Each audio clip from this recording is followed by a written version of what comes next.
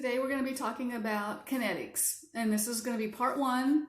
We're going to be talking about reaction rates. This is the worksheet we're going to be talking about. So you notice that the first thing there on the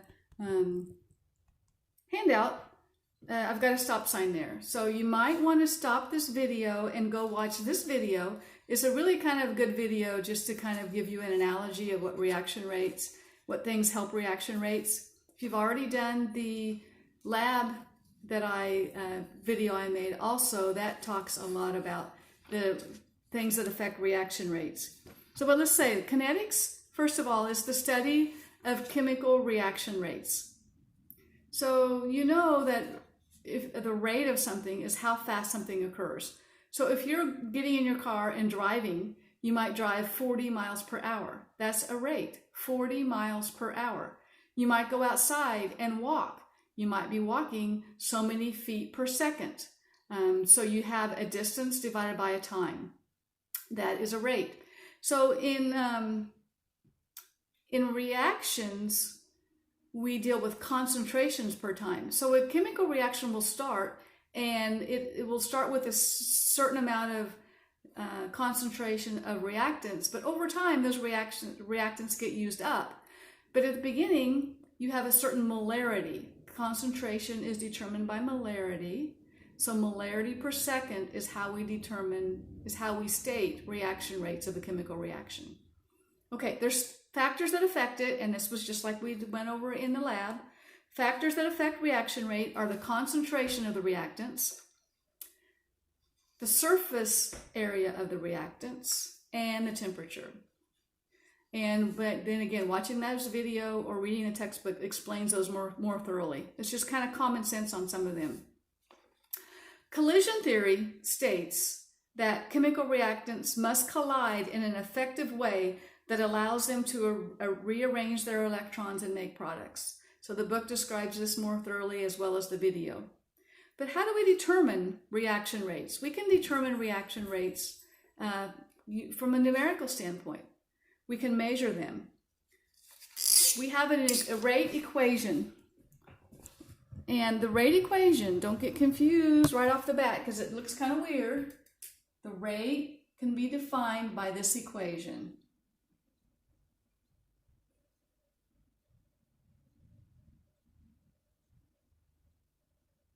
Okay, assuming, see the reaction there at the beginning. That's just a generic reaction. The coefficient small a times the capital A plus the coefficient small b. Anyway, that's just a general term for reaction. But notice in this rate equation, the products, which in the generic reaction were C and D, they're not even listed in here.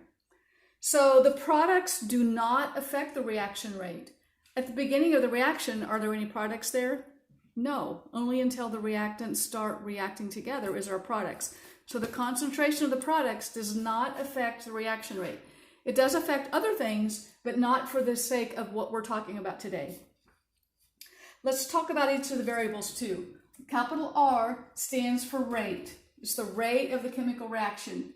It's expressed in molarity per second. K, this is actually a small k, it's a constant, but it's a constant that changes depending on what the reaction is and even what the temperature of the reaction is. So even though it's constant, it's only constant on those conditions. It's not like some of the other scientific constants that never change. A, with these brackets around it, anytime you see something with brackets, that means concentration of. So concentration of whatever's inside the brackets. In this case, the concentration of the reactant A and the concentration of reactant B, and these are multiplied together.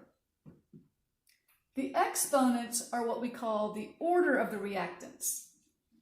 And that is as we go through those, we will be talking about those. But usually, in this case, X and Y would be something like 0 or 1 or 2. It can be higher, but we're not going to talk. The problems we're going to be doing is that's going to be the only exponents that we're going to be dealing with. And I'll explain all that as we go through the problem. The overall order of the reaction So if the reaction A, the exponent ends up being a 1, and reactant B ends up being 2, we would say that this reaction is first order with respect to A, second order with respect to B, and the overall order we would just add 1 plus 2 equal 3. So it's a third order reaction. Okay, but we'll explain what all that means in a minute here. Also, the higher the exponents, the faster the reaction is going to occur. So the higher the overall order is, the faster the reaction occurs. Also, at the beginning of the chemical reaction is when the reaction is going to occur the fastest. At the beginning is when there's the most reactants there. Once the reactants start getting used up, the reaction will slow down. So the beginning of the chemical reaction is when the maximum rate is. So as the reaction progresses, the rate of the reaction slows down. Okay, so if you turn that over, turn your paper over, we're going to study 3 chemical reactions and determine their reaction rates. I'm going to walk you through each of these. And at the top there, I wrote the same equation. We'll see how to use that. So the first one, what this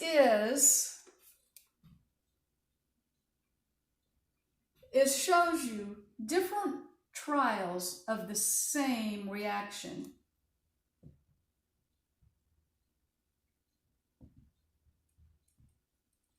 And different starting concentrations of the reactants.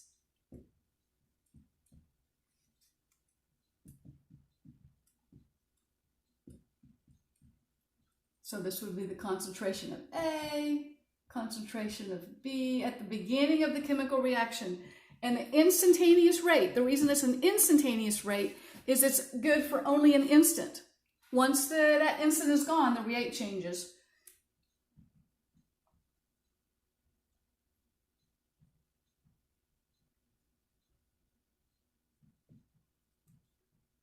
Okay, we're going to figure out what the rate equation is and what the rate constant is.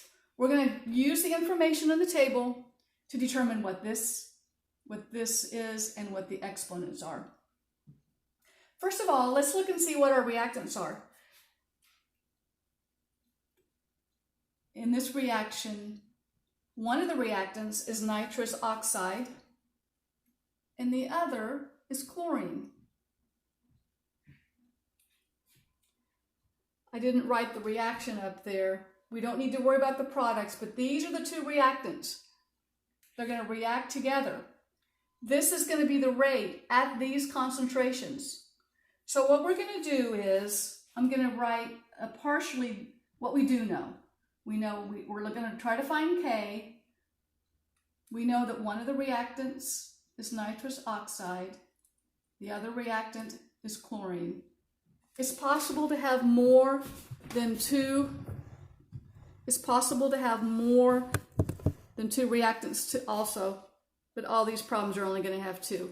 In which case you would just have a third one out there, but we don't get that complex here. So let's try to figure out what X and Y are. So what we want to do is, we want to look at a situation where we change one of the reactants but not the other. So if you look at trial 1 and trial 2, trial 1, nitrous oxide is 0.075 molar, trial 2 is 0.150. So we've doubled that.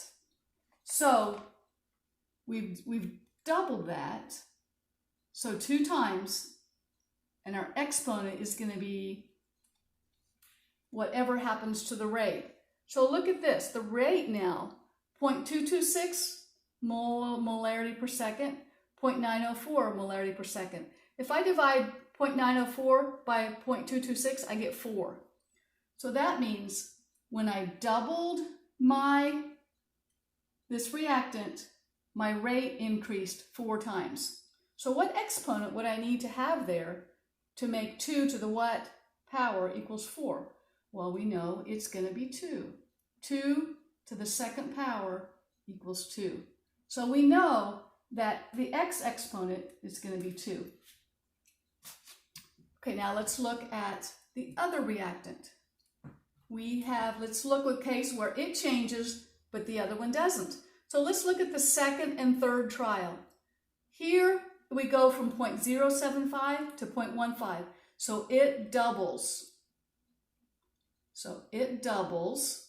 It gets 2 times as much. So 2 to the y is going to, how is that going to change the rate? So over here, we go from it's also, I'm going to point out, we had to keep the other reactant the same. Whenever we're looking at this, we look at where one of them changes and the other one doesn't. So to find what the y exponent is, we're looking where this changes and this one doesn't. So it's the third trial. We've gone from 0.904 to 1.808. That has doubled. So we doubled the concentration of this. It caused the rate to increase 2 times. So what exponent would y be? 2 to the what power equals 2? We know it would have to be 1. 2 to the first power equals 2. So that exponent would have to be 1. Okay, so we've just figured out our exponents. Now we're going to put everything in and solve for k. So if I rearrange this,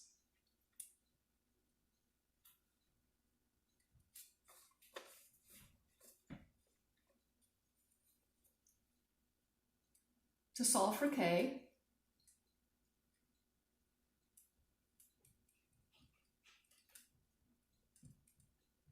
and that's going to be the first power.